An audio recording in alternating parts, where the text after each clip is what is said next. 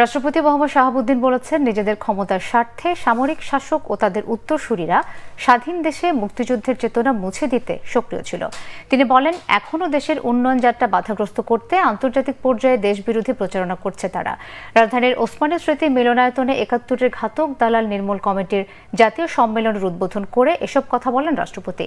৭২-এর সংবিধান বিরোধী শক্তিকে নির্মূল করতে আহ্বান জানান তিনি। বলেন, ডিজিটাল প্ল্যাটফর্মকে ইতিবাচকভাবে ব্যবহার করে সকল ষড়যন্ত্র মোকাবেলা করতে হবে। রাষ্ট্রপতি বলেন, নিরপেক্ষতার খোলসে মুক্তিযুদ্ধের চেতনা হৃদয় থেকে মুছে ফেলা যায় না।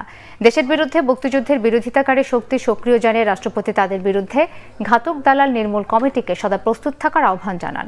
সম্মেলনে সারা দেশ থেকে আসা কাউন্সিলররা অংশ নেন।